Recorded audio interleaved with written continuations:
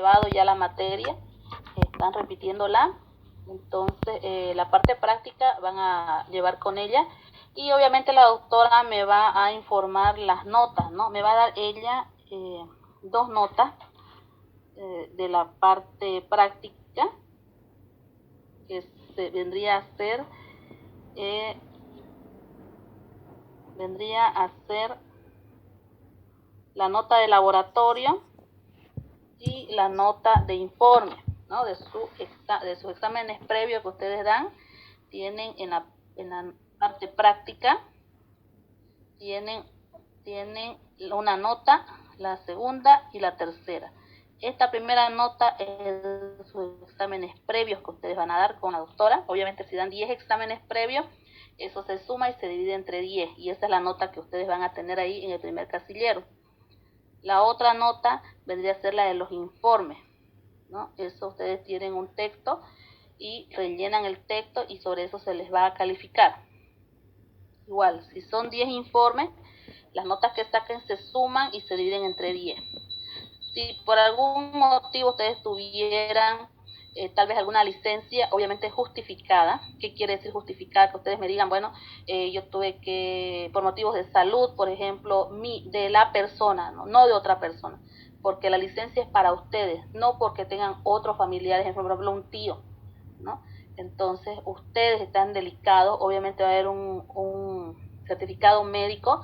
Ahora los certificados médicos son gratuitos, entonces ahí va a colocar que tal día, por algún motivo, ustedes no pudieron asistir al laboratorio, tuvieron un cólico, qué sé yo, entonces ahí va a estar certificado y obviamente eso es una licencia, ¿no? Y en el caso de las licencias, si son 10 prácticas, entonces no se les va a dividir entre 10, se le va a dar licencia en esa práctica, entonces se dividiría entre 9. Entonces quiero que quede claro bien el tema de la licencia. La licencia es por ustedes, no por otras personas. Y obviamente si ustedes hacen llegar una licencia, tienen que justificar. O sea, no es decir, ay, hoy día me dolió la cabeza y por eso no fui a clase, ¿no? Entonces, la licencia consiste en que ustedes, bueno, demuestren que verdaderamente por tal motivo no pudieron asistir y entonces, como les comento, se les resta esa práctica, ¿no? No le dividimos entre 10, se le divide entre 9 y obviamente eso no les va a afectar su nota. Eso referente a lo que son los previos y los informes. En cuanto a la tercera nota que ustedes están viendo acá, es la tercera nota. Esta nota la califico yo, ¿no? Yo, como estamos trabajando de forma virtual, yo les subo la práctica al aula y ustedes pueden descargarla y obviamente antes de la clase para que trabajemos durante la clase. Si son sencillos los ejercicios, les voy a dar 1 hora para que lo puedan subir a la plataforma. Si no, obviamente les doy más tiempo, ¿no? La primera vez que suban los ejercicios, su práctica a la plataforma, yo voy a estar pendiente de los archivos que ustedes me suban. Por si tienen errores, ha habido errores de gente que sube archivos muy obsoletos, o sea, muy vieja es la versión de la aplicación y el sistema no lo reconoce, lo que pasó el semestre pasado. Otra gente se le dice clarito que tiene que ser en PDF, tiene que ser en un solo archivo, pero no, parece que no escuchan, no hacen caso, mandan archivos de imágenes, por ejemplo. Yo necesito que los archivos sean en PDF, porque al ser PDF son editables y yo puedo calificarlos de forma virtual también. Porque los que han llevado la materia han visto, ¿no? Yo les devolví sus prácticas calificadas de forma virtual. Entonces necesito que sean los archivos en PDF, ¿no? Y como vamos a trabajar todo este semestre con eso, tienen que buscarse la aplicación. Yo les mandé la fotito el otro día, el anterior semestre, de la aplicación del nombre para que se la descarguen, ¿no? Esa aplicación ustedes le sacan foto y obviamente lo pueden transformar a PDF y de esa manera subirlo al aula. Entonces, la primera práctica que tengamos, yo voy a estar pendiente, es decir, voy a estar toda la tarde pendiente para ver cómo suben su tarea. Y si hay problemas, está mal subido, tal vez no reconoce, está muy vieja el archivo, yo les voy a avisar para que no tengamos problemas. Pero es la primera vez porque están aprendiendo. La segunda, tercera vez, no me pidan que esté yo pendiente de sus tareas, por eso tienen que esforzarse y no dejar a otra persona para que les haga el trabajo. Entonces, como les digo, la primera vez sí, yo voy a estar bien al pendiente. Pero las Otras prácticas no. Yo les voy a decir un día y ustedes tienen que subir, porque se supone que ya saben realizar ese trabajo, ese procedimiento. Entonces, esa tercera nota es precisamente de esas prácticas, ¿no? Antes, cuando no había problemas con lo presencial,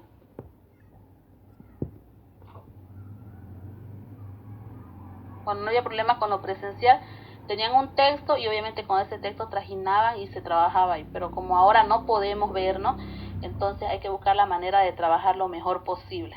Eso es uno.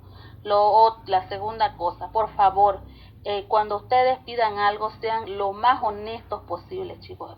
Queda demasiado feo y habla mal de una persona que mienta. Nosotros ya no somos niños. Los niños mienten, ¿no? Incluso hasta lo llamamos a chiste, nos da ternura escuchar, ¿no? Pero una persona adulta, porque ya ustedes son adultos, que empiece a mentir, eso es muy feo. Entonces, si yo les digo a ustedes les digo hasta tal hora, ustedes tienen la obligación de tomar todas sus previsiones. ¿Qué quiere decir? Ustedes tienen que tomar en cuenta sus megas, tienen que tomar en cuenta que su teléfono esté cargado, de que tengan una buena señal de internet. Para eso no tienen que esperar un minuto antes de que se cumpla el tiempo, porque el sistema les va a rechazar, ¿no? ¿Qué quiere decir que les va a rechazar? Ustedes van a intentar subir la tarea y no les va a permitir. Entonces, por eso es que yo por lo general les doy bastante tiempo para que puedan subir la tarea. A no ser que haya verdaderamente un motivo bien justificado para que yo les acepte en otro horario. Así como ustedes toman todas sus previsiones, yo también las tomo. Yo me aseguro de pagar el Zoom para que no se nos corte la clase, me aseguro de buscar los medios para que ustedes puedan tener una pizarra interactiva. Entonces, yo también tomo mis previsiones, ustedes también tienen que hacerlo. Si ustedes no tienen para los megas, pueden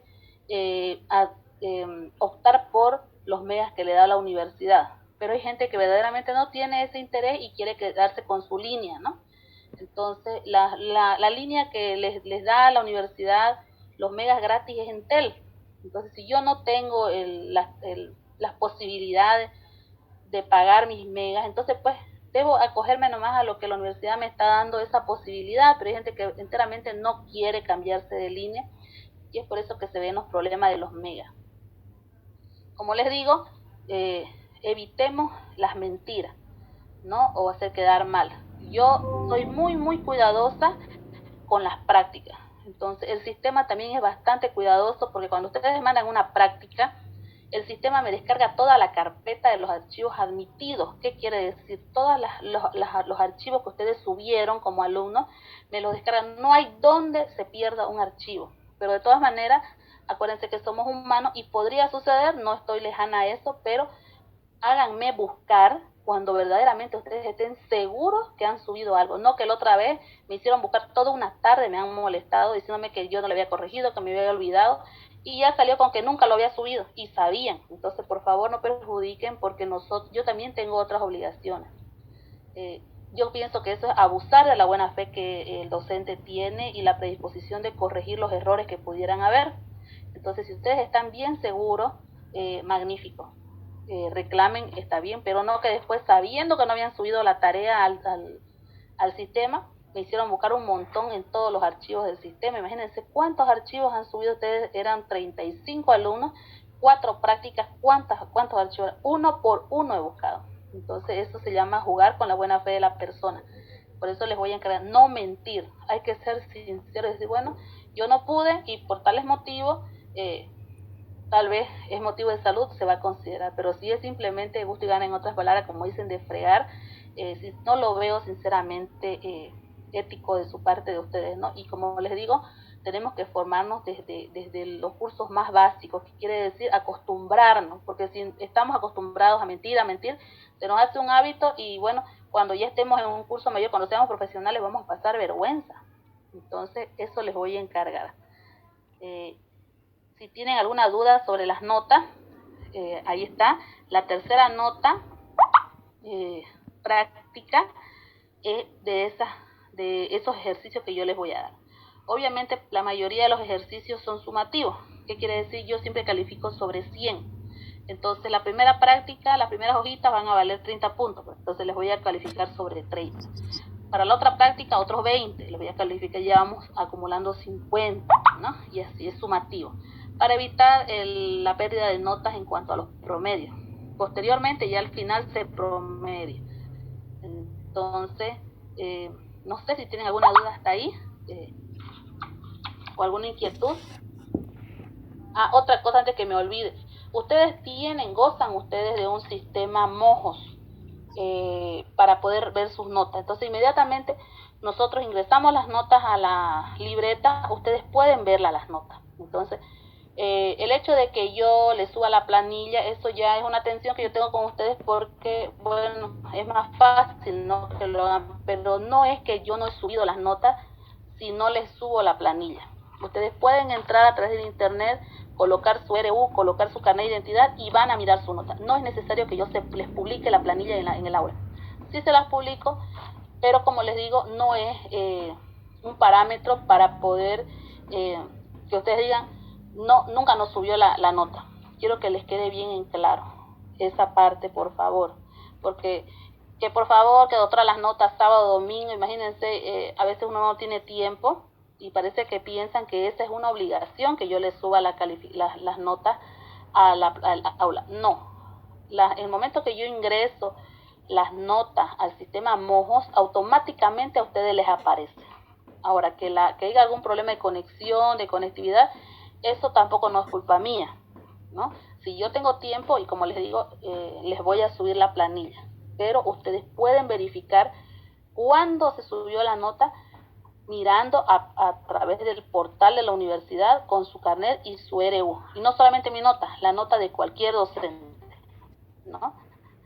Porque como les digo, muchas veces tal vez tengo otras cosas que hacer y no les puedo subir la planilla y empiezan que no sabemos nuestra nota, un montón.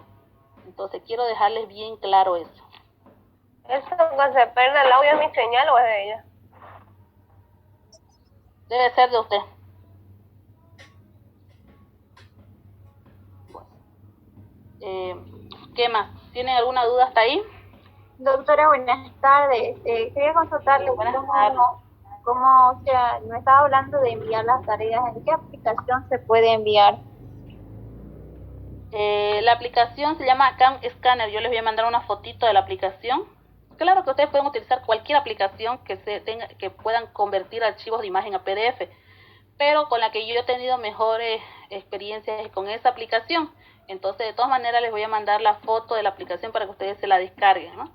Eso, se saca foto e inmediatamente la aplicación les transforma en PDF. ¿Está bien? Gracias, doctora. Bueno, en cuanto a las materias, la materia básicamente se trata del estudio de lo que son las biomoléculas, ¿no? Nosotros hablamos de moléculas en química general, en química inorgánica, química orgánica, pero específicamente ahora vamos a hablar de moléculas que dan origen a la materia viva, es decir, a la materia animada, ¿no? Vamos a hablar de química orgánica, pero de química orgánica desde el punto de vista de la materia viva, ¿no? Todo aquello que tiene vida propia, es capaz de reproducirse, un metabolismo y obviamente tiene un movimiento. Entonces, dentro de este grupo estamos, obviamente, de los seres vivos estamos nosotros, ¿no?, los animales superiores. Entonces, la bioquímica, como ustedes pueden ver, esta materia lleva el nombre de lo que es la carrera. O sea, quiere decir que para que ustedes puedan hacer una buena interpretación el día de mañana cuando trabajen, deben conocer lo básico que es la bioquímica. La bioquímica aquí es bien fundamental en esta carrera. Si ustedes se aplazan o no le entienden bien esta materia, van a tropezar en la bioquímica 2, van a tropezar en la bioquímica 3, que es el nuevo pensum tiene bioquímica 3, en la bioquímica clínica 1, la bioquímica clínica 2, en la hematología y obviamente en el análisis clínico. Entonces fíjense que es una raíz muy larga la que tiene esta materia. Entonces, y esta materia abre dos materias. En el antiguo pensum, que es el que estamos dejando actualmente, abre la microbiología 1 y a lo que es la bioquímica 2. Entonces, les aviso para que ustedes tengan ya la idea si tienen que escoger sobre qué materia van a escoger y cuáles van a ser sus prioridades. Entonces, la bioquímica 1 trata de la estructura. Fíjense, la estructura, las propiedades y las funciones de estas biomoléculas. porque desde el punto de vista estructural nosotros podemos explicar un mecanismo. Por ejemplo, no sé si lo han escuchado, hay gente que enferma, gente que no enferma con el SARS-CoV, por ejemplo. ¿A qué se deberá eso? Algunos creen que es debido a los receptores. Hay personas que tienen receptores para el SARS-CoV-2 y es la gente que enferma. Otros que no los tenemos y es la gente que es asintomática y no enferma. Entonces, fíjense, ¿y a qué nivel es esto? A nivel molecular. Entonces, aquí nosotros vamos a estudiar desde el punto de vista estructural, es decir, moléculas. Ustedes se van a cansar de mirar moléculas en esta materia. Y estas biomoléculas se llaman biomoléculas porque son moléculas que dan origen a lo que es la materia viva, es decir, todo aquello que respira. Entonces, en esta bioquímica 1 estudiamos estructura, función y propiedades. Entonces, ¿ustedes quieren aprobar la materia? Vamos con el primer paso. El primer paso es carbohidratos. Vamos a trabajar sobre un cierto número de fórmulas, tienen que memorizarlas y después es más fácil, fluyen las cosas mejor. Otro tema, aminoácidos y proteínas, igual. Sobre la base de 20 fórmulas se trabaja. Otro tema, lípidos, igual. Existe un número determinado de fórmulas. Y ácidos nucleicos, lo mismo. En la bioquímica 2, que es la que llevan en cuarto ya, se estudia metabolismo, es decir, ya todas las reacciones que sufren estas biomoléculas. Si en la 1 se estudia estructura y función y propiedades, en la 2 se estudia metabolismo, es decir, el conjunto de reacciones que van a sufrir estas biomoléculas, dentro de nuestro organismo, con el objetivo de formar proteínas, degradar proteínas, formar ácidos nucleicos, degradarlos, los productos de eliminación, de desintoxicación, etcétera. Entonces, aquí nuevamente estudiamos estructura, función y propiedades. Entonces, necesito que ustedes lleguen a memorizar estructura. En la bioquímica 2, si aprueban la 1, es metabolismo, el conjunto de reacciones químicas que se dan dentro de nuestro cuerpo, obviamente a partir de estas biomoléculas.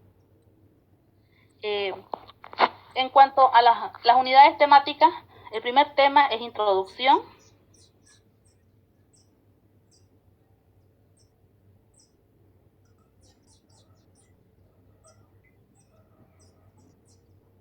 El segundo tema es hidratos de carbono. El tercer tema es lípidos. El cuarto es aminoácidos y proteínas.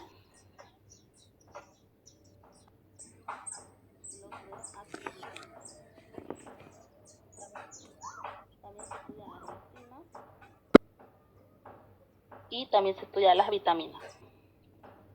De todos estos temas, el que yo no les voy a dar, porque para mí sinceramente es perder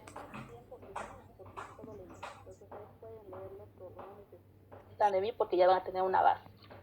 Los que sí yo les voy a dar y vamos a profundizar bien son hidratos de carbono, lípidos, aminoácidos y proteínas, ácidos nucleicos y enzimas.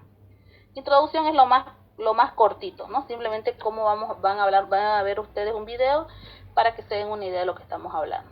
Y yo comienzo con esta parte que es lo que más me interesa, los hidratos de carbono, y que es el tema más largo de nuestro avance. ¿Tienen alguna duda?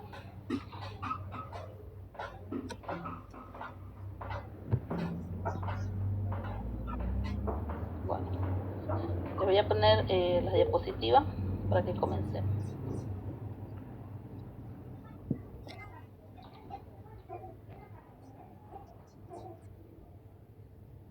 Me olvidé de presentarme para los que no me conocen, ahí está mi nombre. Soy bioquímica, no soy farmacéutica, ¿no? Yo estudié netamente bioquímica. Entonces, eso para que ustedes sepan cuál es mi profesión.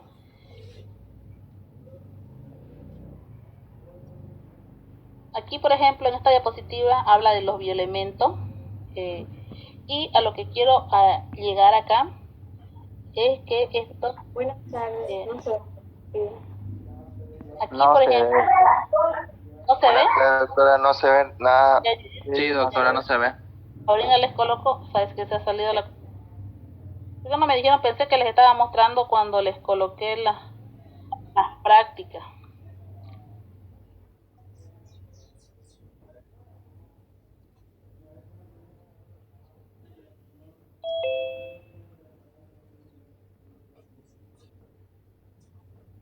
¿Ahora sí?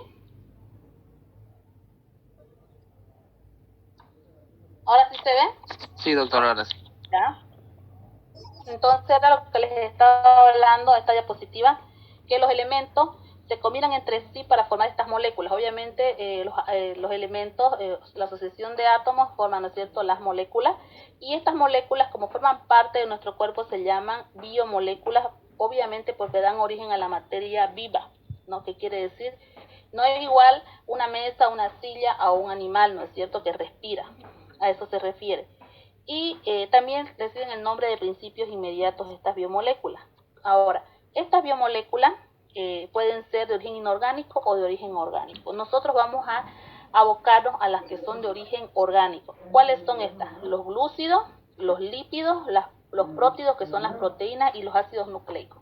Entonces, como les decía, el estudio de esta materia se basa en esto: el estudio de los glúcidos, los lípidos, las proteínas y los ácidos nucleicos. También estudiamos enzimas que son de origen proteico, y obviamente también las vitaminas o cofactores. Entonces, estas biomoléculas, según su complejidad, pueden ser monómeros o pueden ser polímeros. Un monómero, por ejemplo, para que ustedes se den una idea, es lo más simple de una sustancia grande. Por ejemplo, una casa. Una casa está formada por ladrillos. Los ladrillos vienen a ser los monómeros. Varios monómeros, es decir, varios ladrillos van a dar lugar a esa construcción o a esa casa. El polímero viene a ser la casa. Lo mismo pasa acá. En el caso de los carbohidratos, las glucosas, ¿no?, que son monosacáridos, son los monómeros. Y el almidón, la celulosa, por ejemplo, la quitina, las pectinas vienen a ser el polímero, ¿no? Entonces, las sustancias más pequeñas vienen a ser los monómeros, y la asociación de esas sustancias pequeñas vienen a ser los polímeros. Entonces, vamos a hablar bastante nosotros de lo que es monómero y polímero. Aquí tienen la representación, por ejemplo, un carbohidrato, un lípido, una proteína y un ácido nucleico. Fíjense ustedes acá que hay un resumen de cómo estamos nosotros formados, nuestro cuerpo, y estamos formados 70% agua. ¿Qué quiere decir? Que nosotros tenemos mayor porcentaje de agua. Entonces, para que cualquier sustancia circule libre por nuestra sangre, debe ser soluble en agua. Entonces, la mayoría de estas biomoléculas deben ser solubles en agua. Y cuando una biomolécula es insoluble en agua, ahí ya se viene un problema de transporte que el organismo debe llegar a corregir. Si ustedes pueden darse cuenta, estamos formados por un 2% de polisacárido, un 5% de lípido, ácido nucleico 1.5%, y iones inorgánicos 1% solamente, y otros productos del metabolismo, es decir, otras sustancias, estoy hablando de un 2.5%. Pero lo que más llama la atención es que del 100% nosotros estamos más formados por agua que por otra cosa. Entonces, número 1, requisito para transportarse libre en el organismo: las moléculas deben ser solubles en agua. Como les comentaba, ahí tienen los carbohidratos, los lípidos, las proteínas y los ácidos nucleicos. Les preparé un video, me dicen por favor si se escucha el audio del video. ¿Se escucha? Sí, doctora, se escucha. Carbohidratos, lípidos, proteínas y ácidos nucleicos. 1. Los carbohidratos son polihidroxialdehídos o polihidroxicetonas y sus derivados. Polihidroxi significa que el enlace covalente entre un átomo de carbono y un grupo hidroxilo está presente muchas veces en la estructura del carbohidrato. Por su parte, los aldehídos y las cetonas tienen en común poseer un grupo carbonilo en su estructura. Los carbohidratos tienen dos funciones esenciales en la célula: como fuente de energía química y como material estructural. Se clasifican en A. Monosacáridos. Su fórmula es CH2O por N, en donde N es igual o mayor que 3. El monosacárido más abundante es la glucosa. B. Disacáridos.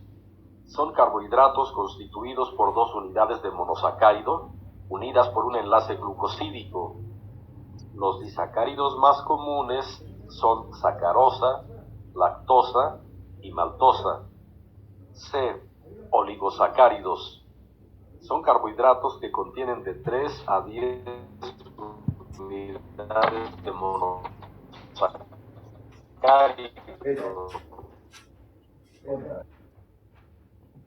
Comúnmente se les refiere por sus números de polisacáridos. contienen muchas unidades de monosacárido. Los polisacáridos más comunes son celulosa, almidón y glucógeno. 2.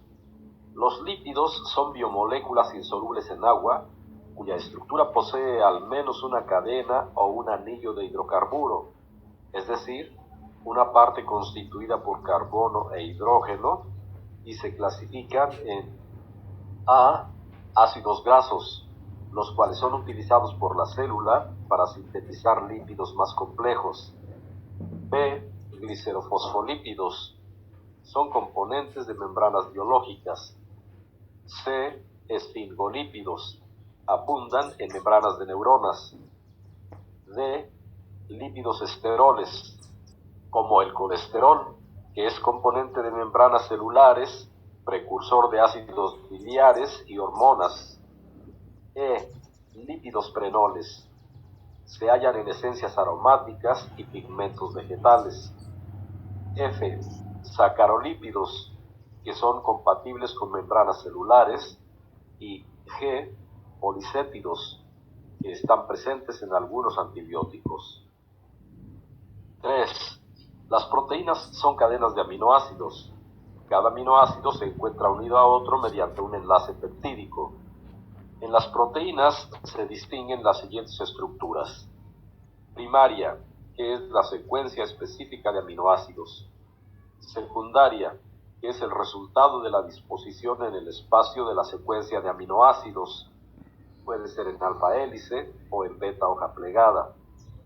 Terciaria, se refiere a la forma tridimensional de una cadena polipeptídica, la cual adquiere al plegarse sobre sí misma.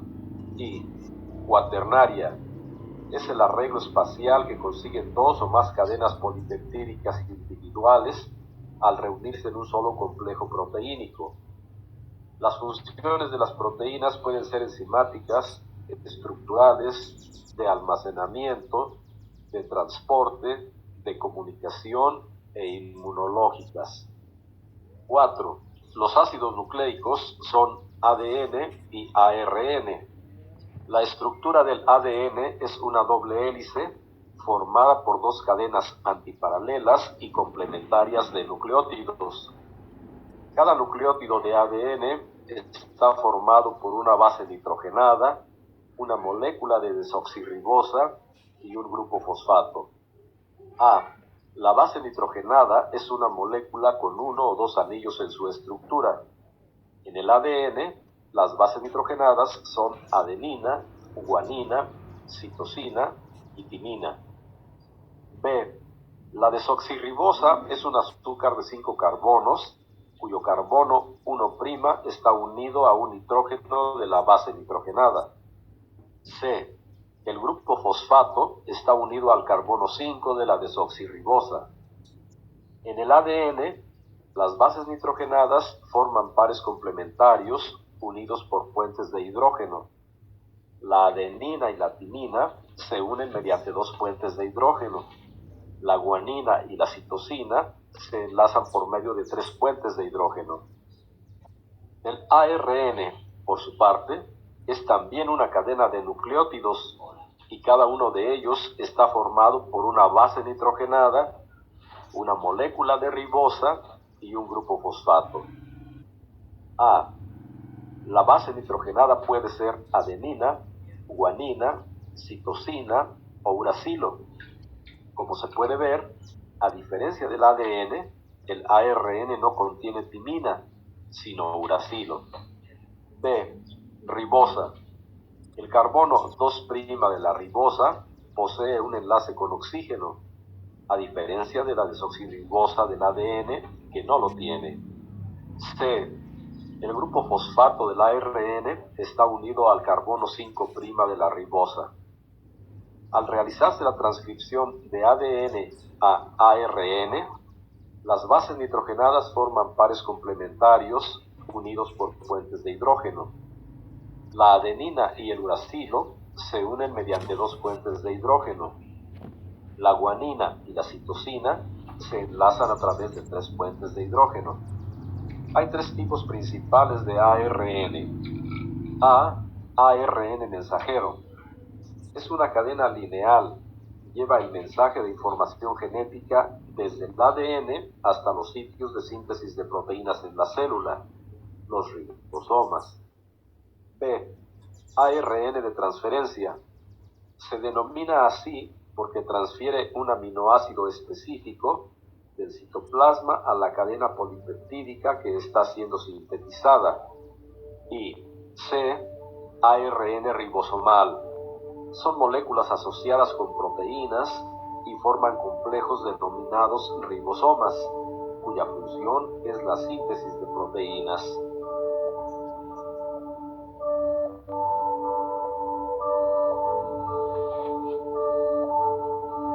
Bueno, ahora está la pregunta, ¿le entendieron?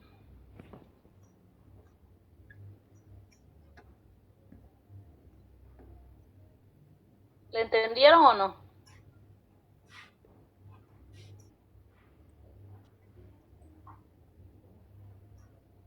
No, doctora. Bueno, eso esperaba que no lo iban a entender, porque obviamente estamos hablando de una materia bien extensa. Entonces, todo lo que ustedes han visto hacia grandes rasgos en este video es lo que vamos a analizar tema por tema. Entonces, y cada tema es un mundo aparte, jóvenes. Entonces, cada tema que comencemos va a ser un reto para ustedes, el poder entenderlo y el poder aprender. ¿Cuáles son mis recomendaciones? Día avanzado, día practicado. ¿Qué quiere decir? Que ustedes hoy día vamos a aprender 4 o 5 fórmulas y hay que llegar a repasarlas por lo menos unas 10 veces hasta que se las memoricen. La clave para este tema, aprenderse la fórmula de la glucosa. Si ustedes se aprenden la fórmula de la glucosa bien aprendida, y obviamente de ahí son ciertos cambios que se realizan nada más. Las bases, glucosa, la dihidroxicetona, el gliceraldehído. De ahí todo es que le aumentamos, el carbono tal vuelca, sube, ya son cosas más sencillas.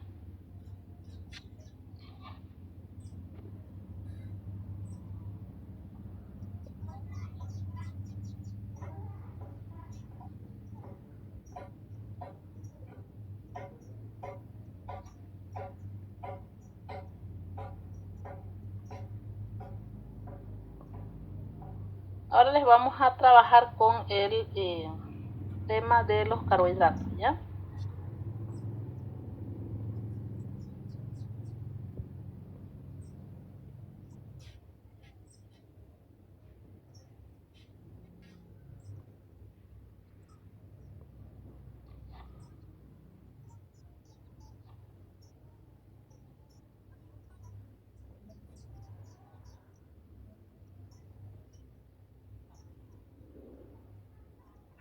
Ya hemos hablado de esto. Lo que les hablaba, en el caso de los carbohidratos, estos son también llamados glúcidos o sacáridos, porque la mayoría de sus compuestos son sustancias dulces, ¿no? Su mayor representante de los carbohidratos o de los hidratos de carbono, también llamados de esa manera, es la glucosa, ¿no? Entonces, ¿quién me ha escuchado hablar de la glucosa? Las frutas naturalmente tienen glucosa. Entonces, los carbohidratos como tal, sus monómeros vienen a ser los monosacáridos, es decir, varios monosacáridos unidos entre sí van a dar lugar a un polímero llamado polisacárido. Entonces ustedes están fijando cómo el monómero es el cuadrito solito y se van uniendo estos cuadritos hasta formar obviamente una asociación de cuadros mucho más grande. Ahora, ¿qué pasa? Había una controversia acá en cuanto a la definición, porque se dice que sacárido quiere decir charum, que quiere decir dulce, ¿no? Quiere decir que son sustancias de sabor dulce. Pero en esta definición también se han olvidado de hablar de aquellas sustancias que por hidrólisis dan lugar a estas sustancias dulces. Por ejemplo, los almidones. Los almidones son sustancias sin sabor dulce. Incluso algunos tienen un sabor desagradable. Pero si estos almidones los degradamos, es decir, son sometidos a la degradación enzimática o bien degradación física y mecánica, estos van a dar lugar a glucosa, por ejemplo, y la glucosa sí es dulce. Entonces, dentro de la definición se comprende aquellas sustancias que sí tienen un sabor dulce y aquellas que por hidrólisis, fíjense, por hidrólisis dan lugar a estas sustancias dulces. Como les digo, ¿quién más es polisacárido? La celulosa. La celulosa es el papel, celulosa es el algodón, por ejemplo, de las poleras. y no tiene un sabor dulce. Pero resulta que esta celulosa es rica en glucosa y cuando empieza a degradarse, es decir, a romperse los enlaces entre las glucosas quedan libres y ellas sí poseen un sabor que es obviamente característico y que hace alusión a lo que es su nombre, que quiere decir dulce, ¿no? Es charum, que significa lúcido, dulce, charum, por ejemplo, que significa el sabor dulce. Como ustedes están viendo ahí, se degrada. Aquí nuevamente ya la definición, los carbohidratos son compuestos ternarios que están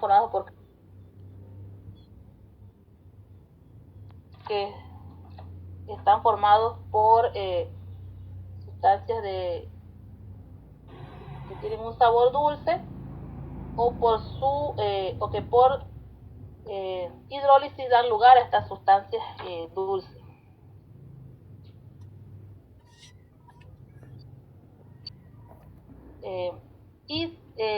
Químicamente hablando se definen como polihidroxialdehídos o polihidroxicetonas, ¿no? Estos polihidroxialdehídos o polihidroxicetonas quiere decir que tienen un grupo aldehído o un grupo cetónico y unido a estos varios grupos oxidrilos, ¿no?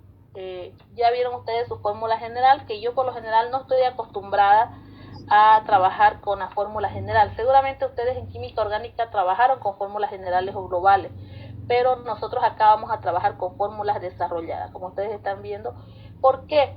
Porque nosotros necesitamos demostrar el lugar donde están situados sus átomos, ¿no? Y aquí entra mucho el detalle de los isómeros. Ustedes saben que un isómero son isómeros aquellas moléculas que posean la misma fórmula general o la misma fórmula global, pero que la disposición de los átomos en el espacio es diferente. Entonces eso le crea diferentes propiedades a esos compuestos que son isómeros. Entonces yo trabajo con fórmulas desarrolladas, no con fórmulas globales. Por eso es que no hablo mucho de la fórmula general. La mayoría son solubles en agua y obviamente la glucosa, la sacarosa, la fructosa, la maltosa, la galactosa, son azúcares que son solubles en agua. ¿Quiénes son insolubles en agua? Los polisacáridos, es decir, porque son sustancias más grandes, obviamente. Y en su mayoría poseen un sabor dulce, es decir, hacen honor a su nombre de sacáridos o de glúcidos, que significa dulce. Excepto, dicen ahí, por ejemplo, los polisacáridos, fue lo que les expliqué, ¿no? Un polisacárido es la celulosa. ¿Quién ha probado el sabor de una hoja de papel? Nadie, ¿no es cierto? ¿Quién ha probado el sabor de la blusa? Nadie. Es decir, y si lo hacen no va a tener un sabor dulce. Pero ¿qué pasa? Si enzimáticamente hidrolizamos esa celulosa, va a liberar glucosa, y la glucosa sí es dulce. Entonces, dentro de esta definición se incluye aquellas sustancias que por hidrólisis dan lugar a monosacáridos que sí poseen un sabor dulce. Lo que les había comentado, también llevan sinónimo de sus nombres, es el hidrato de carbono, glúcido o sacárido. ¿Y dónde se originan estos? Se originan en la fotosíntesis. Ustedes saben que las plantas poseen la capacidad de realizar la fotosíntesis, ¿no? Entonces, una plantita utilizando el dióxido de carbono del medio ambiente, energía lumínica, que representa 2.876 kJ por mol, da lugar a una molécula de glucosa más oxígeno, ¿no? Y obviamente a través de esta reacción es que las plantas nos proveen oxígeno a nosotros. Este es un mecanismo que el reino vegetal realiza con el objetivo de generar, fíjense, moléculas de glucosa que posteriormente ellos almacenan en sus frutos, en sus hojas, en sus tallos, y más que todo en sus raíces, ¿no? Entonces esto como un medio de reserva energética. Los carbohidratos tienen como principal función dar energía a los seres vivos, ¿no? Pero energía del momento, para allá, de inmediato. Los organismos vivos necesitan energía para satisfacer necesidades, especialmente nosotros, los humanos, los mamíferos, necesidades como el corazón, para que trabaje el corazón y el cerebro. Entonces, fíjense que cuando estamos cansados, llegan a las 11 de la mañana, ya empieza a darnos hambre, nos da sueño, bostezamos. Eso ya es una baja de los niveles de glucosa y obviamente quien empieza a sufrir de esa falta viene a ser el cerebro, por eso nos sentimos con sueño, ¿no? obviamente después de que ingerimos alimentos o dice hay que ingerir una pastillita de dulce, nos sentimos más activos. Entonces el organismo va a tener un mecanismo de regulador para evitar que nos falte glucosa en estos órganos que son vitales y de esa manera poder seguir con nuestra vida diaria. Entonces, ¿quién es el que va a satisfacer esas necesidades energéticas? Obviamente son los glúcidos, por eso es que son energía para el momento, para allá. Mientras, a diferencia de los lípidos, son energía pero a largo plazo. Ustedes habrán visto que las focas, por ejemplo, los osos polares, buscan alimentos ricos en grasa, ¿no? Porque almacenan esa grasa para hibernar durante el invierno. Entonces prácticamente el organismo se pone como un stand-by, como en suspenso, y reduce sus actividades metabólicas lo más mínimo posible. Es decir, ese organismo no muere, pero tampoco está en una actividad normal, como sucedería en otros tiempos. Entonces, ¿quién le está dando esa energía para estar en ese invernando? En otras palabras, son las grasas. Entonces, las grasas son energía, pero a largo plazo, mientras que los carbohidratos son energía para el momento. Eso quiero que quede bien claro. Como les decía, ahí están las funciones, son energía a corto plazo para el momento. Las plantas almacenan, por ejemplo, estos carbohidratos, por ejemplo, en las raíces, ¿no? Nosotros lo almacenamos en lo que es el hígado, ¿no? Ahí les coloqué en el caso de las plantas, por ejemplo, fíjense, son tubérculos, ¿no es cierto? Y si nosotros picamos una papa, vamos a ver que al colocamos agua se forma, ¿no es cierto?, un agua blanca, ¿no? Eso es el almidón, porque obviamente el tubérculo es rico en almidón. Entonces, de esa forma, el reino vegetal almacena la energía. Y nosotros no somos capaces de fabricar esa molécula de glucosa. Nosotros lo que hacemos es adquirir las moléculas de glucosa de los alimentos que ingerimos, y lo que hacemos es esas moléculas que hemos adquirido a través de la alimentación, guardarlas en el hígado, ¿no? Y obviamente en otros tejidos también, pero el mayor centro de almacenaje es el hígado. Por eso es que les he colocado ahí el dibujito, ¿no?, de este órgano. Entonces no se olviden, nosotros lo almacenamos como glucógeno y el reino vegetal lo almacena como almidón, ¿no? No solamente en las raíces, como les digo, en los frutos. Por eso es que, por ejemplo, ustedes han visto que las frutas tienen sabor dulce, porque se está almacenando, por ejemplo, el glucosa. Y lo hacen de forma de guardar energía, de una forma de poder guardar energía. También tienen una función estructural. Los carbohidratos, por ejemplo, en el caso de las plantas del reino vegetal está la celulosa. Gracias a la celulosa, han visto ustedes esos árboles altos que llega el viento y mueve las ramas, pero si ustedes se fijan, nunca se doblan, no se quebran, muy difícilmente se van a quebrar, vientos fuertes. ¿Quién le da esa fuerza tensil a esas plantas tan altas y delgadas para que no se quebren? La celulosa. Entonces, varias moléculas de celulosa forman estas fibras que son muy, muy resistentes. Entonces, en el caso del reino vegetal, los carbohidratos cumplen esta función que es estructural, a través de la celulosa. Y en el caso del reino animal, lo hace, por ejemplo, a través de la quitina. Ustedes habrán visto, si se recuerdan, tenemos animales que tienen endoesqueleto y exoesqueleto, aquellos que tienen el esqueleto dentro y los que tienen fuera el esqueleto, ¿no? Entonces estamos hablando acá de aquellos que tienen como caparazones, ¿no? Están ahí los cangrejos, acá por ejemplo los gestores, etc. Entonces estos exoesqueletos están formados por quitina y son de origen de carbohidratos.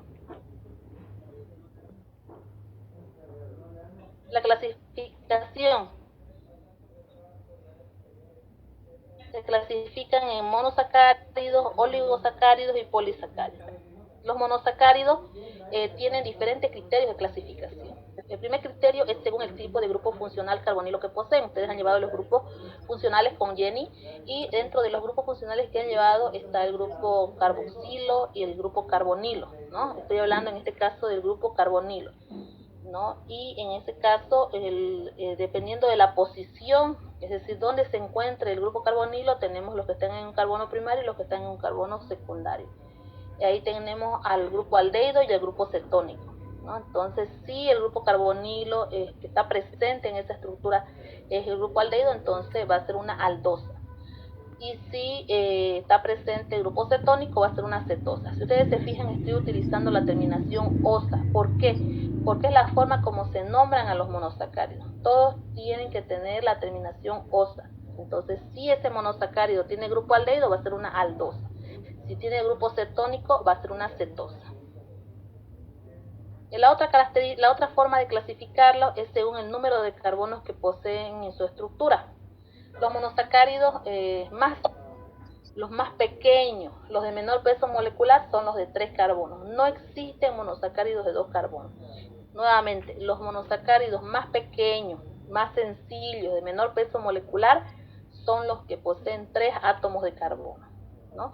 Y obviamente de ahí tengo entonces, según el número de carbono, tengo y los prefijos griegos, tengo tri de 3, tetra de 4, penta de 5, hexa de 6, hepta de 7, octa de nona, etcétera, ¿no?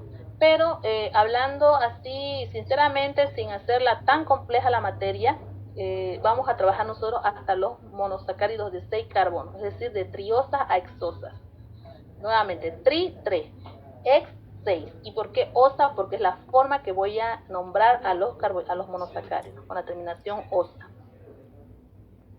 Y según su estructura L y D. Esto ya es un poquito más complicado, pero lo vamos a hablar a detalle un poquito más adelante, ¿no? Después tenemos a los oligosacáridos, que comprenden a los disacáridos, y a los polisacáridos. Y aquí tengo otra clasificación.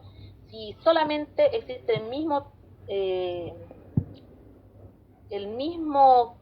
monosacárido está formando parte de este polisacárido, es decir, por ejemplo, se repiten las mismas moléculas de glucosa en toda la estructura, entonces un homopolisacárido. Pero si aparte de la molécula de glucosa, por ejemplo, existe otro carbohidrato, ese es un polisacárido, ¿no? Entonces, homo quiere decir igual, es decir, el mismo monosacárido está formando parte de ese polisacárido. Y hetero quiere decir que son monosacáridos diferentes.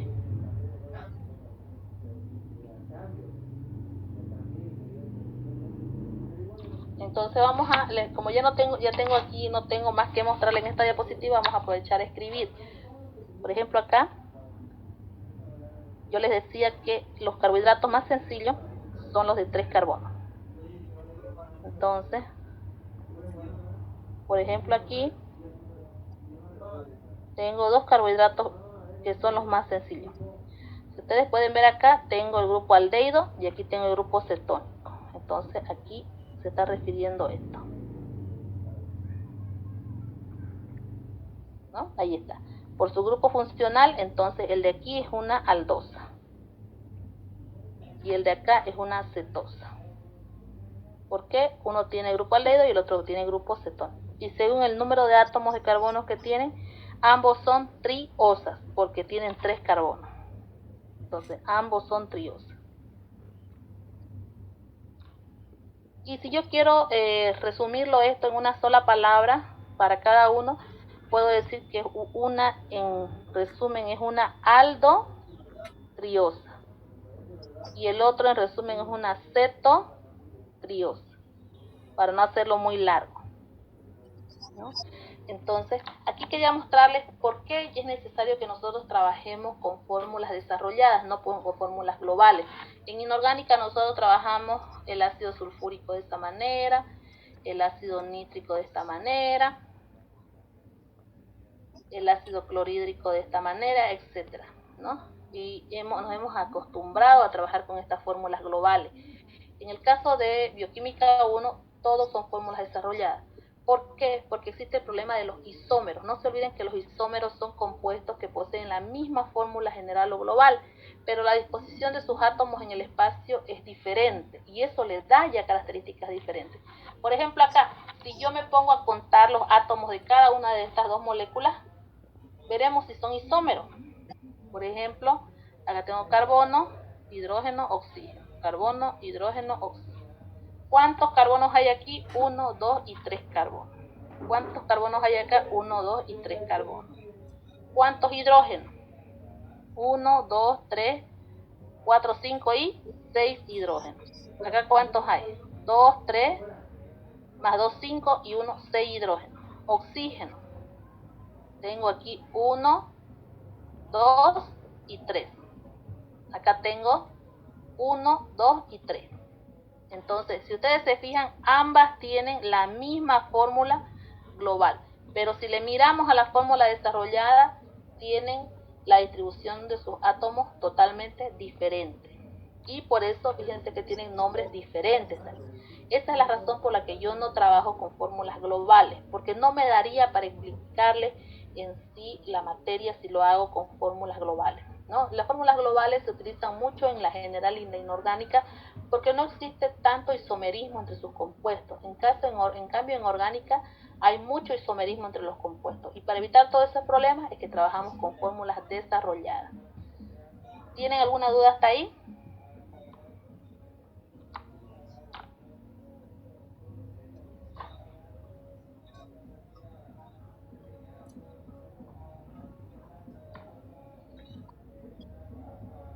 ¿Hay preguntas, jóvenes?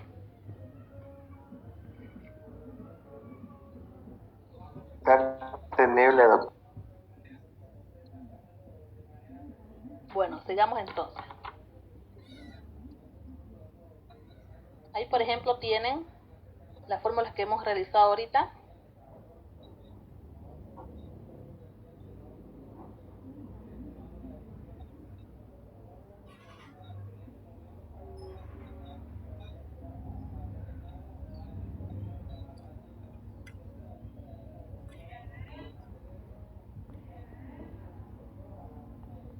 Es lo que hemos estado hablando, ¿no? Por ejemplo, ahí tengo nuevamente a los monosacáridos.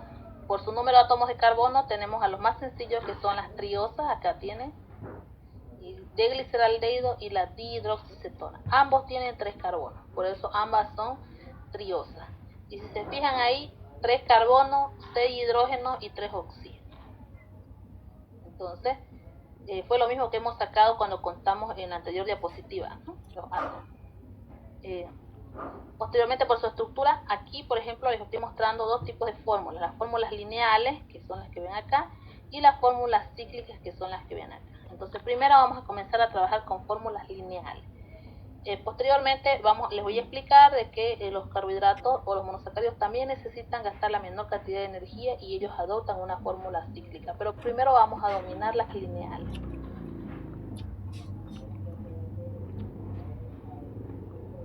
Por su grupo funcional también hemos hablado que tenemos a las aldosas y tenemos también a las cetosas. Si hay el grupo aldehído, va a ser una aldosa. Si está el grupo cetónico, una cetosa. Como les había comentado, químicamente los carbohidratos son polihidroxialdehídos o polihidroxicetonas. Un grupo aldehído o un grupo cetónico unido a los grupos alcohólicos, ¿no? Muchos grupos alcohólicos. Y aquí están viendo, miren, ¿no? 1, 2, 3, 4 y 5. Acá igual, 1, 2, 3, 4 y 5. Entonces, un grupo aldehído o un grupo cetónico, en este caso el grupo aldehído es este, el grupo cetónico es este, unido a varios grupos alcohólicos o varios grupos oxidrilos.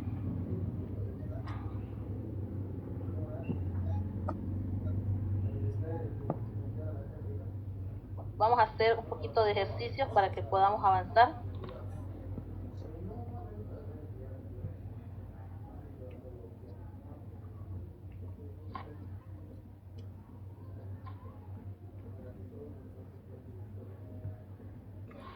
Entonces nuevamente aquí tenemos a la dihidroxicetona y el gliceraldehído. En este caso la estructura que les estoy dibujando es el gliceraldehído. Y el de acá es la dihidroxicetona. ¿Cuántos carbonos poseen? 1, 2 y 3. 1, 2 y 3. Este es el gliceraldehído.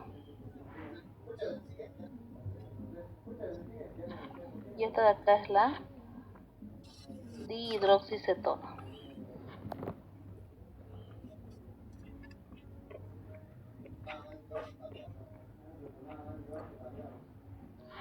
¿Dónde está la diferencia? Está aquí, ¿no? Aquí tengo el grupo aldehído, acá tengo el grupo cetónico. Entonces, yo puedo definirlas a estas como una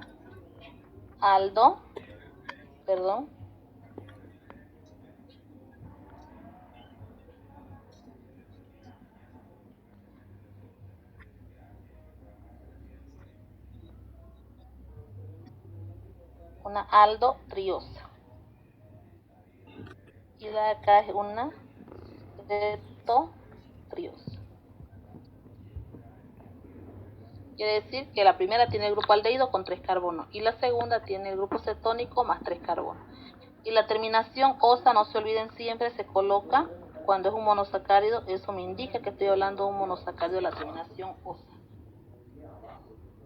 Ahora, vamos a hablar un poquito de lo que son los carbonos quirales. Un carbono quiral es un carbono que está saturado por grupos funcionales diferentes. Ustedes saben que el átomo de carbono tiene 4 posibles enlaces. Y cuando yo hablo de que sus 4 enlaces están sustituidos por grupos funcionales, estoy hablando de que está saturado. Entonces, si yo tengo un átomo de carbono, entonces tiene que tener 4 enlaces, ¿no? Para cumplir esa saturación. Entonces, cuando ese átomo de carbono esté saturado por grupos diferentes, que sean diferentes los 4, estoy hablando de que es un carbono, le voy a decir que es un carbono quiral. O también es un carbono asimétrico. ¿Y para qué me sirve la simetría o la quiralidad? Cuando un carbono es quiral o es asimétrico, tiene libre movimiento en el espacio. ¿Qué quiere decir? Que puede girar. Entonces, esto le da lugar ya a otra característica. En este caso, por ejemplo, la dihidroxicetona, si yo analizo bien, no tiene carbonos quirales. Pero en el caso del gliceraldehído, el carbono 2 sí posee carbonos quirales. Lo vamos a analizar entonces. Por ejemplo, aquí, este vendría a ser el carbono especial, porque es un carbono quiral. Fíjense, por un lado está unido a un carbono, al carbono 1, por el otro lado, al carbono 1 el grupo aldehído, que es un grupo funcional, por el otro lado está unido a un oxidrilo, por el otro lado a un hidrógeno y por el otro lado a un carbono hidrógeno 2. Entonces, en ningún lado se repite el mismo grupo. Por lo tanto, ese carbono 2 es un carbono quiral, es un carbono asimétrico. Y como tiene esa característica, va a tener libre movimiento en el espacio. ¿Qué quiere decir? Que ese oxidrilo que está unido al carbono 2 puede estar tanto a la derecha, como en este caso, como a la izquierda. Entonces,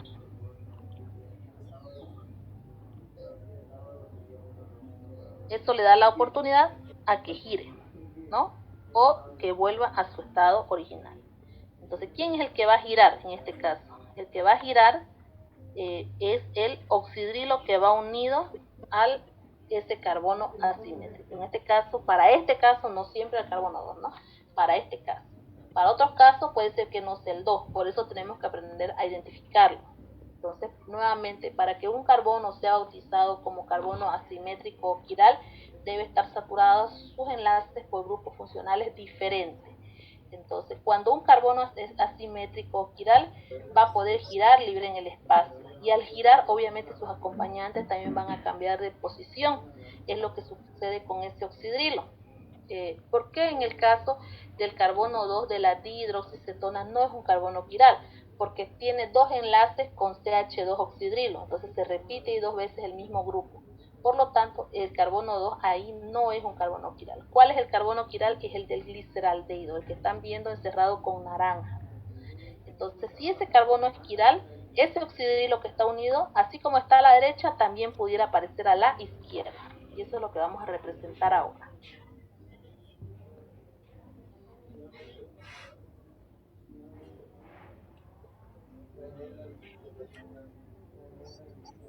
Entonces, todo lo voy a copiar igual, excepto el carbono número 2. Como les decía, aquí están viendo el oxidrilo está a la derecha, lo voy a girar a la izquierda. ¿Por qué? Porque este carbono 2 es un carbono quiral. Entonces ahora lo voy a colocar a la izquierda y obviamente al girar el oxidrilo va a moverse el hidrógeno. Entonces, como ustedes ven, El oxidrilo aquí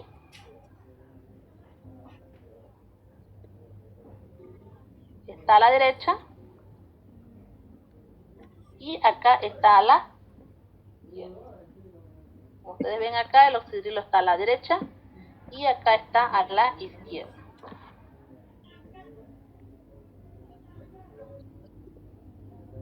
¿Por qué? Porque poseen un carbono quiral o carbono asimétrico. Entonces, ¿cuál es el carbono asimétrico en el gliceraldehído? El número 2, ¿no? Y como el 2 es asimétrico, tiene libre movimiento, quiere decir que ese oxidrilo que estaba a la derecha puede ir a la izquierda. Ahora, son dos moléculas de gliceraldehído con diferentes propiedades. A pesar de que si yo cuento los átomos, van a tener la misma fórmula global. Si ustedes cuentan los átomos de este gliceraldehído, de este y de esta dihidroxicetona, las tres moléculas tienen que tener la misma fórmula global porque los tres son isómeros, ¿no? Aquí estos dos, tanto el gliceraldehído como la dihidroxicetona, son isómeros de función, mientras que el gliceraldehído de arriba con el de abajo son isómeros ópticos, ¿no? Que ahorita les voy a explicar mejor. Entonces debo diferenciarlo. Entonces voy a nombrarlo. Ambos se llaman gliceraldehído, pero son obviamente diferentes. Y ambos son aldotriosas, ¿no?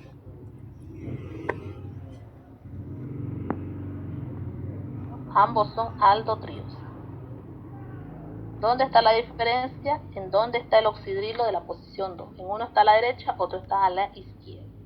Entonces voy a nombrar de ahora en adelante aquellos compuestos que posean, fíjense, el oxidrilo que va unido al carbono asimétrico a la derecha, le voy a decir D. A los que posean el oxidrilo a la izquierda, L. ¿Por qué L? Por levógiro, de siniester, ¿no? De izquierdo, de levo. Entonces no se olviden, aquellos que posean el oxidrilo que va unido al carbono simétrico a la derecha, le voy a decir D. Entonces aquí este es el D gliceraldehído. Y aquellos que poseen el oxidrilo que va unido al carbono asimétrico a la izquierda van a ser de origen L, ¿no? Y ahí lo voy a diferenciar. Cuando me digan L gliceraldehído, inmediatamente mi oxidrilo de la posición 2 lo voy a colocar a la izquierda. Si me dicen D, a la derecha. En cuanto a todo lo demás, son idénticos. Entonces son como hermanos gemelos. Uno es la imagen especular frente al espejo del otro. Son isómeros ópticos. Nuevamente, tenemos diferentes tipos de isómeros, ¿no es cierto? Entonces, tanto el gliceraldehído como la dihidroxicetona son isómeros de función. Aquí se los voy a anotar. Son isómeros de función. Ustedes pueden hacer el ensayo en su casa. Nuevamente, vuélvanle a contar los átomos. Y van a ver que tienen la misma cantidad de átomos y el mismo tipo de átomos. Y la misma fórmula global. Mientras que el D-gliceraldehído y el L-gliceraldehído son isómeros ópticos.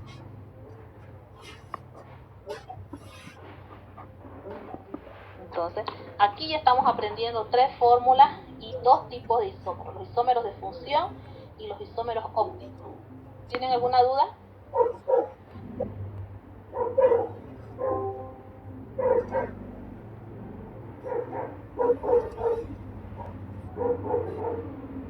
Cuando tienen solamente un solo carbono asimétrico, no hay mucho problema para darse cuenta, ¿no es cierto? Lo único que voy a hacer es ubicar el carbono asimétrico y posteriormente cambiarlo de posición, de derecha a izquierda o de izquierda a derecha. No hay donde perderse. El problema es cuando la estructura es un poco más grande ya, o sea, es decir, tiene más átomos de carbono, ahí ya podrían generarse más carbonos asimétricos. Y es ahí en la indecisión a qué carbono asimétrico le voy a hacer caso. Porque si tengo solamente un carbono asimétrico, como en este caso el carbono 2, no tengo mayor problema, es el único y a él le voy a hacer caso. Pero cuando tengo 2, 3, 4 o 5 carbonos asimétricos, por ejemplo, ¿a cuál le voy a hacer caso? Tengo 5 carbonos o 4 carbonos que a los 4 tengo que tomar en cuenta. Entonces ya esto genera un problema de decisión para poder nombrarlos, por ejemplo, o escribirlos, estos compuestos. Entonces es el caso, por ejemplo, de la glucosa, ¿no? Entonces la glucosa es una aldohexosa, quiere decir que tiene grupo aldehído y tiene 6 carbonos.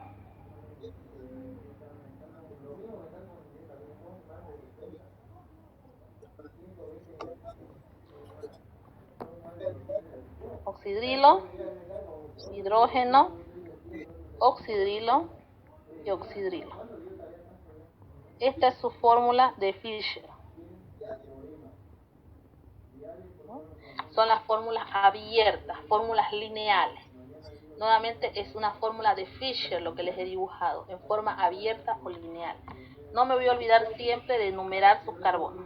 1, 2, 3, 4, 5 y 6. Entonces, ¿quieren aprobar? Vamos, 4 fórmulas ya que tienen que aprender de memoria. Más importante, la glucosa, porque de aquí parte todo. Entonces, ¿qué es lo que sucede acá? La glucosa tiene más de un carbono asimétrico. Por ejemplo, ustedes pueden constatarlo. Aquí, por ejemplo, tengo un carbono asimétrico. Acá tengo otro y acá otro. Entonces, tengo 4 carbonos asimétricos. Ustedes se dan cuenta. Entonces, aquí viene el problema. ¿A cuál le voy a hacer caso? ¿Qué dice la bibliografía? Dice que se va a tomar como referencia, fíjense lo que dice, a la posición del oxidrilo que va unido al carbono asimétrico más alejado del grupo funcional carbonilo. A ver, el grupo funcional carbonilo está aquí, es el 1. Y dice, se buscan los carbonos asimétricos. ¿Cuáles son? 2, 3, 4 y 5. Ahora, ¿cuál es el más lejano al carbono 1? Obviamente va a ser El 5. 5. Entonces voy a tomar como referencia la posición del oxidrilo que vaya unido al carbono 5. No les quiero decir número porque, por ejemplo, si ustedes se fijan acá, tengo 6 carbonos, ¿no? El carbono 5 va a ser la referencia. Pero ¿qué pasa si trabajo con 5 carbonos con pentosa? Ya no va a ser el 5, va a ser el 4. Y eso ustedes pueden confundirse. Entonces, no quisiera ponerles números. Pero para el caso de la glucosa, ojo, para el caso de la glucosa, si es la glucosa con la que estoy trabajando, va a ser el 5, porque el 5 es el carbono más lejano, más alejado. Entonces, de ese voy a tomar referencia, de la posición de su oxidrilo. Si su oxidrilo está a la derecha del carbono 5, pues va a ser de la serie D. Si está a la izquierda, va a ser de la serie L. En este caso, ustedes están viendo que están con el oxidrilo a la derecha. Entonces esta glucosa va a ser L o D. D. D. Entonces va a ser D. D. No le he quitado esto.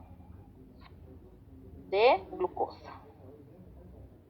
¿No? Entonces fíjense. Eventualmente, nuevamente, estos carbonos del el 2, el 3, el 4 y el 5 también pueden girar todos a la misma vez. Entonces, al girar, obviamente lo que está a la derecha se va a ir a la izquierda y viceversa. Fíjense cómo va a quedar la fórmula.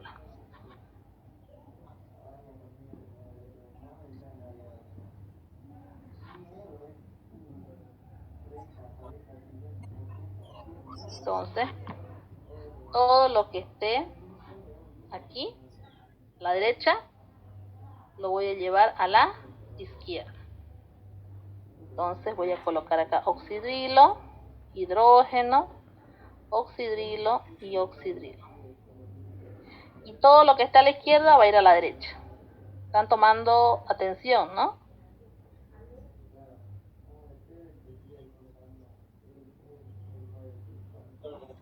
Voy a enumerar. 1, 2, 3, 4, 5 y 6. Miren, fíjense ustedes. En el carbono 2, el 1 no tiene ningún problema porque está el grupo aldehído. En el 2, el oxidrilo está a la derecha, ahora está a la izquierda. En el 3, el oxidrilo estaba a la izquierda, ahora está a la derecha. En el 4, acá está a la derecha, acá está a la izquierda. En el 5 estaba a la derecha, aquí está a la izquierda. Entonces, todos se movieron. ¿Por qué se movieron? Porque son carbonos asimétricos, carbonos quirales. Tienen libre movimiento. El 1 y el 6 no se vieron afectados. ¿Por qué, por ejemplo, el 6 no es quiral? Si ustedes desglosan ese CH2 oxidrilo, lo vamos a borrar, a ver. No se olviden, CH2 oxidrilo. Quiere decir que aquí tengo un hidrógeno, acá tengo otro hidrógeno y acá un oxidrilo, ¿no? Porque es CH2 oxidrilo. Fíjense que el carbono 6 tiene 1 y 2 hidrógenos que están saturándolo. Por eso es que no es quiral el 6. Y el 1 no puede participar porque es un grupo funcional entero. Entonces, por eso es que el carbono 6 no es quiral, porque le está saturando 2 átomos de hidrógeno. Entonces, ¿cuáles son los carbonos asimétricos en la glucosa? ¿Cuántos son? Primero, la pregunta es ¿cuántos son? Son 4. Ahora, ¿cuáles son? 2, 3, 4 y 5, para el caso de la glucosa. Ahora, ¿cuál voy a tomar como referencia para saber si es L o D? Según la posición del oxidrilo que vaya unido al carbono asimétrico más alejado del grupo carbonilo. Y para este caso, vuelvo a repetir, es el carbono 5. Para este caso. Entonces, pero para este caso, quiero que se les quede bien claro, para este caso, si trabajamos con una pentosa, obviamente no va a ser el carbono 5, va a ser el carbono 4, y así sucesivamente. Por eso es que no me gusta dar números, ¿no? Pero bueno, ustedes yo creo que pueden anotarlo ese punto para que no se vayan a confundir. Entonces, fíjense dónde está el carbono del oxidrilo unido al carbono 5 en esta nueva estructura. ¿Está a la derecha o a la izquierda? Izquierda. A la izquierda. Entonces, L o D. L. L. Entonces, L, glucosa. Entonces, ambas estructuras son isómeros y también son isómeros ópticos, pero a estos específicamente le voy a llamar antípodas ópticos.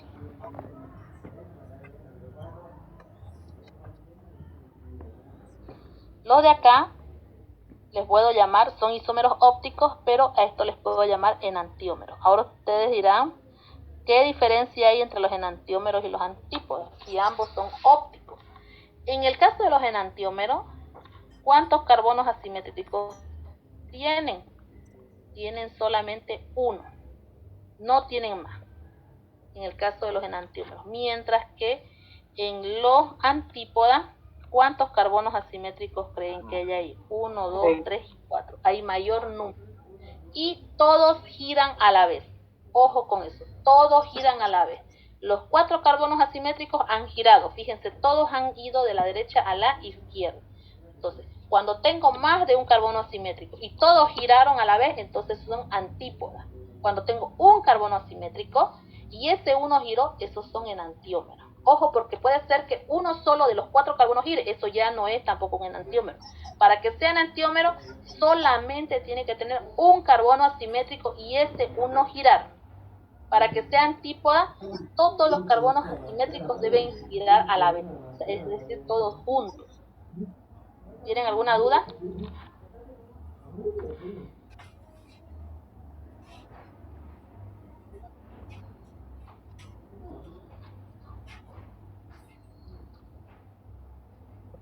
Entonces, estos son antípodas ópticos. Ahora, ustedes me dirán, ¿qué nos interesa a nosotros saber si son L o D? Resulta que nuestras células reconocen estructuras. Como les decía, nosotros reconocemos estructuras químicas. Para que una célula incorpore una molécula de glucosa, debe reconocerla, los receptores. Y los receptores solamente se reconocen de la serie D, es decir, nosotros asimilamos, utilizamos energéticamente hablando los azúcares de la serie D.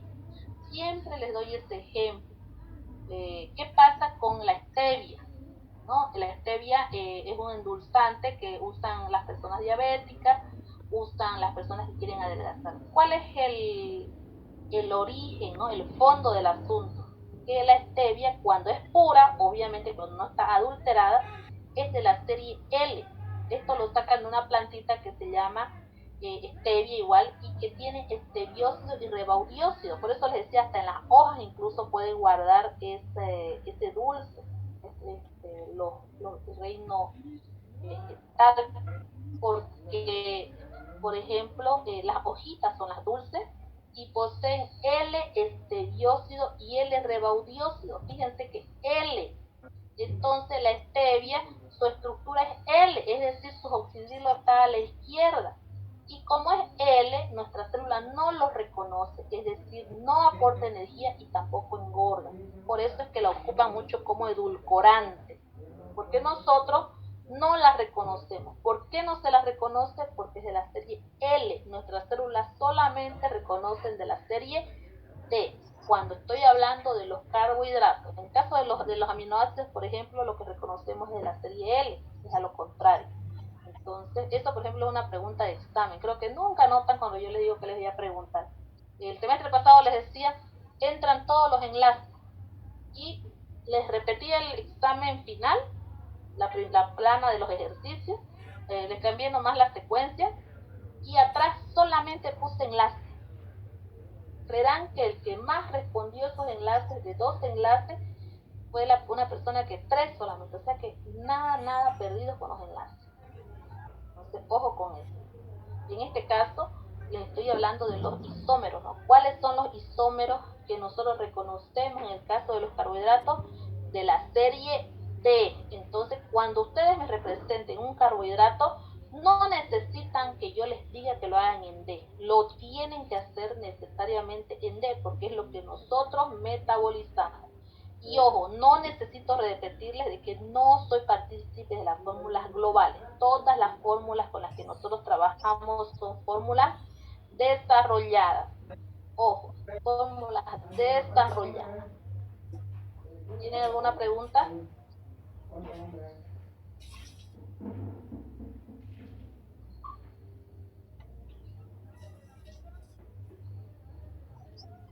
No hay preguntas. Si no hay preguntas, entonces vamos a quedar ahí porque no quiero irme ya con los efímeros, que es un poquito más largo eso, y bueno, yo creo que ya deben estar cansados, ¿no? Les voy a, por favor, en cuanto a los textos, me había olvidado, la gente que quiera ir encargando sus textos de práctica, de teoría, pueden hacerlo.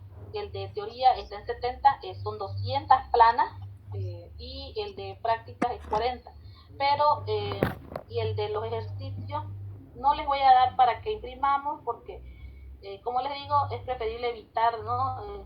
Pasarse los papeles, lo vamos a hacer a través de la plataforma. Entonces yo les voy a subir el archivo, ustedes la descargan ese archivo, realizan su práctica, le sacan foto y lo suben en PDF a la plataforma para que yo corrija. Yo también lo hago de forma digital la corrección.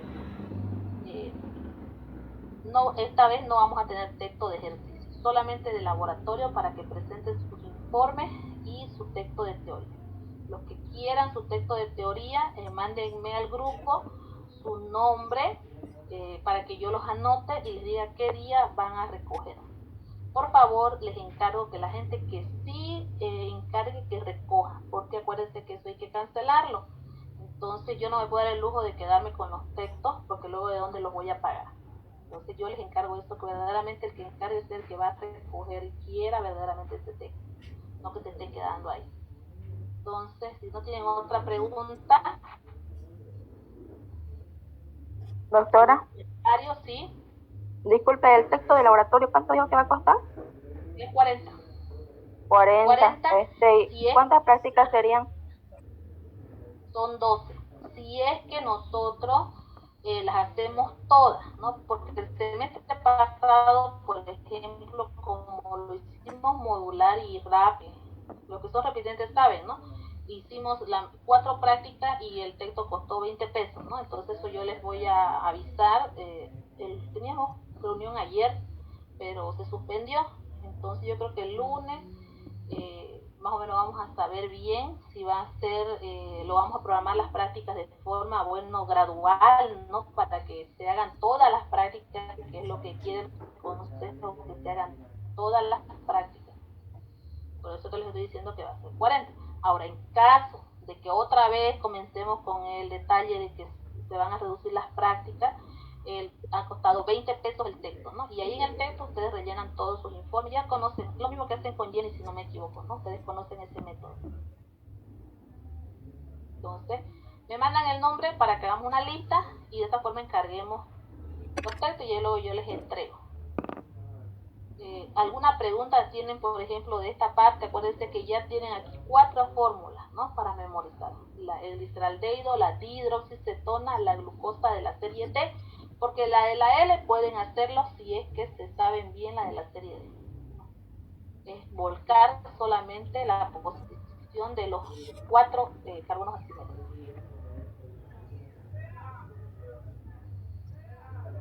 ¿Preguntas, jóvenes?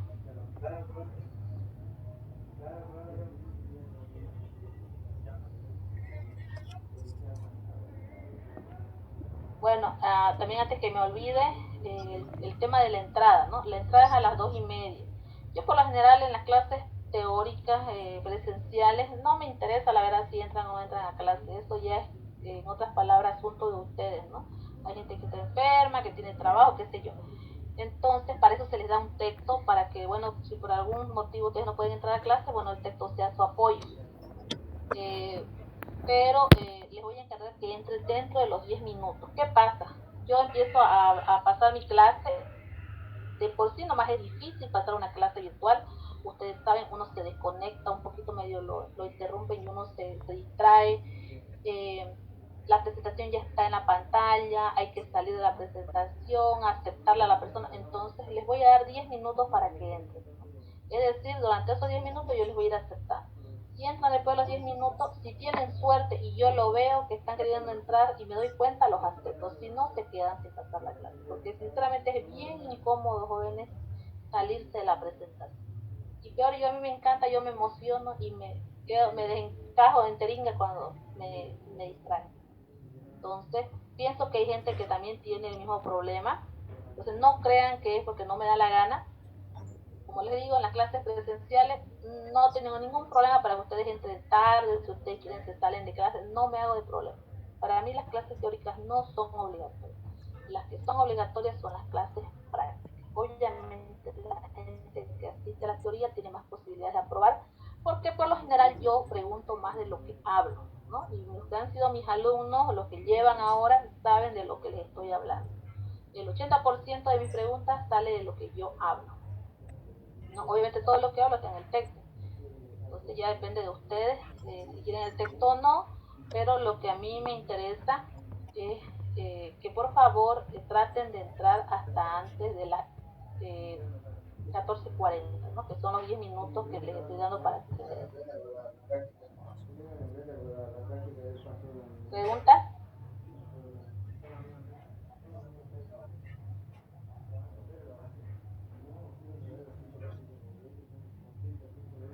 ¿No hay preguntas, jóvenes?